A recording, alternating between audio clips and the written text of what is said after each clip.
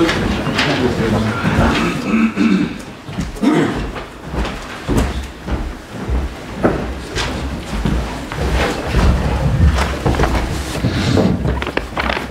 folks, we'll get underway with head coach Joe Schmidt and the team for the weekend. Thank you.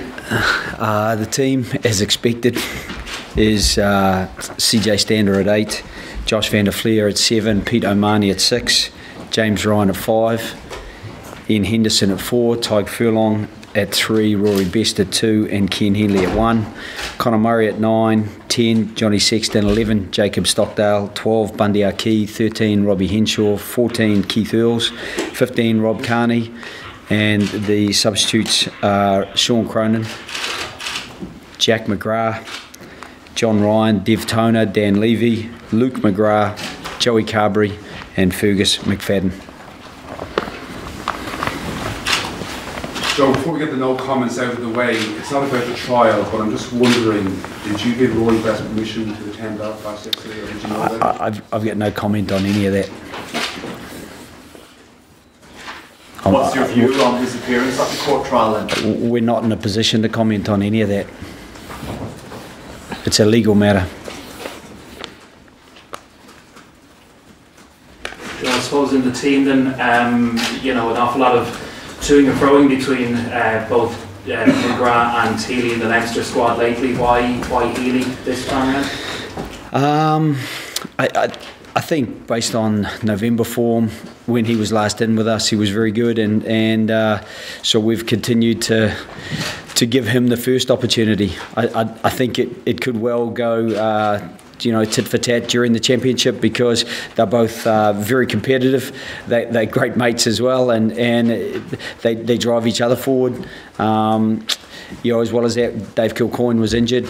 James Cronin has come in and trained really well with us. So we feel that they keep each other up to the mark, and there's a few other guys behind them keeping them up to the mark as well.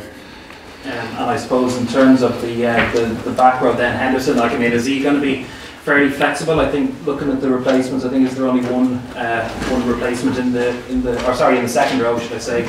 Is Henderson going to be fairly flexible in the It's a standard sort of replacements bench with the one second row and the one back row. He would obviously be the flexible guy. If we went down numbers in the back row, he could shift out to the back row, probably at 6, and that would allow Dev Toner to come into the second row. An awful lot of talk before the game about Jordan Larmour. How close was he to making at least the replacements bench today? Yeah, I had a good chat with Jordan. He was very close to making the replacements bench. I think it's a really competitive area for us. It's a little bit like the back row, the back three. We've gone for a bit of a mix of youth and experience. Obviously, the youth of Keith Earls and Jacob Stockdale, and the experience of Rob Carney. I think that's probably a pretty good balance for us. And also the experience of Fergus McFadden, who's also a pretty accomplished goal kicker as well. It just gives us a little bit of security on that front. Just finally for me, would it have been maybe too much of a baptism of fire, considering what you're going over to? It's kind of like the elements are really unknown, what you're going over to this weekend. So would it have been too much of a baptism of fire for him? Not necessarily. I think we've just gone with the balance we've gone with, because I think Rob Carney was really good for us in November as well, and so we've progressed that, and Jordan really has put his hand up and really impressed, I think, everybody who's watched him play, and so he's looking to try to bang the door down. I think he's learning quite a bit in the environment. He's training on the wing as well as at fullback, and so when you're flicking between positions like that, he's been uncomfortable at times, and he's getting more comfortable as we go along. So, it'll be just about timing that right. But that timing maybe it'll be next weekend. Joe, Ireland's record in Paris isn't good. Has that been discussed this week? No, not our record in Paris. Probably our last visit. The frustration we felt after that match, and so that is certainly part of it. I don't think there's many players in the team in the teams. I think about a third of each team are the same in the starting 15. So, there's quite a few changes. So it's, even in 2 years, that sort of turnover, those changes, they do paint a slightly different picture. And certainly the picture is very hard to see in any particular clarity with a new coaching team and so many new players for them. Johnny Sexton got a bit of rough treatment last time in Paris. Do you expect much of the same again? Yeah, I hope not. I think it doesn't need to be part of the game. Johnny is a really tough competitor. He will take whatever's fairly doled out. But when it comes off the ball, I don't think it needs to be part of the game, and it certainly hasn't been part of the game in the teams that I've seen Jacques coach in the past. So I'd hope that it's not. Is there enough protection there? As we've seen sometimes over the years where Johnny has been targeted for teams. Do you feel the officials are protecting? I think the officials are trying really hard to protect all 30 people on the pitch, and Johnny is one of those 30 people. I think it's been ramped up since we were involved 2 years ago.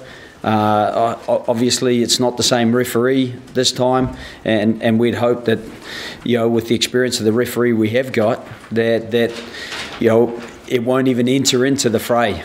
That would be our hope.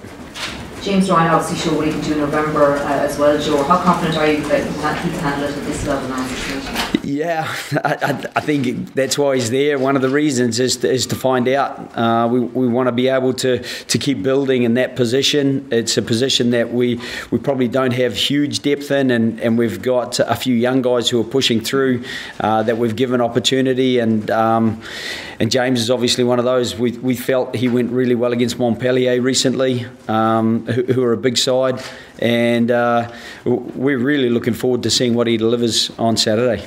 Keith, whatever about the other 20-somethings, do you feel you're in the form of your life? Yeah, I'm feeling good. I'm enjoying my rugby at the moment, the last couple of weeks, and in particular down in Munster as well. We've been doing all right the last couple of weeks, and I suppose I'm chomping on the bit now to get a run out of Ireland after getting injured in November. So I'm just enjoying rugby, and it seems to be working. How do you think your approach has changed? Is it down to a new approach or this new? No, it's not. It's about enjoying it rather than being nervous and overplaying situations in your head. I'm just trying to enjoy every moment as I get a bit older, and hopefully I have another 5 years left to me, and 6 or 7 maybe. I don't want to be sitting down when I'm older regretting not enjoying.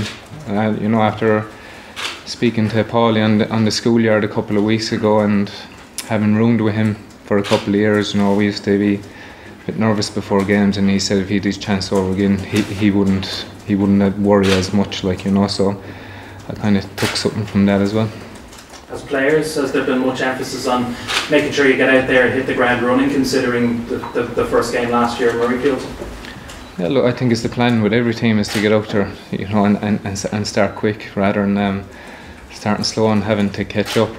And we had a good week's training this week, and hopefully we do get a good start, and so the boys are hitting the ground hard at training, and we're looking forward to it. Keith, you've got the favourites tag. How does that sit with you? I don't know. We'd be favourites going up to Paris. Look, we just know it's going to be massively physical. As you said, they have a lot of new caps coming in, a couple of young lads, and there's a bit of the unknown. And when you go to Paris and play against a French team, it's just they up it a notch as well. So, massive challenge for us, and I say hopefully we do get a good start. Joe, Last couple of guys. how much more difficult is it to plan for this game, considering you have a new coach and a lot of new players? I appreciate you know a lot about the players, but having not seen them play collectively, having not been able to kind of read what they do as a team, how much more difficult is it for you to plan a game plan? Yeah, it is more difficult, but it's it's probably allowed us to focus a little bit more on ourselves. And with it being the first game, it's not a bad thing to be focused on what we feel we need to deliver and trying to deliver it as best we can. A lot has been mentioned about that Scotland game last year. I think one of the things is putting that game in context. They're a very good side, and you don't have to be far off the top the top margin of your performance, to have a team put some points on you very, very quickly. So we know we have to be dialed in from the start, and we weren't as dialed in as we would have liked to have been this time last year. So that's a little bit of a warning for us, and we've worked hard just to make sure that we focus on ourselves and try to do as well as we can, and what they deliver. Keith mentioned the physicality. That we know they're going to be physical. We know they've got some fantastic athletes, but apart from that, we're pretty sure that they'll carry hard. They'll tackle hard. They'll be organised, because Jacques gets people organised pretty quickly. And then we'll just try to undo them. And we've got some good playmakers, some good guys who read the game well, who, it's going to be kind of adjusting during the game. It's a neat challenge for us. Joe, I saw Rob Carney chatting to one of the physios started training. He appeared to pick some sort of knock. He's fully fit. You're happy with? Yeah, he's 100%.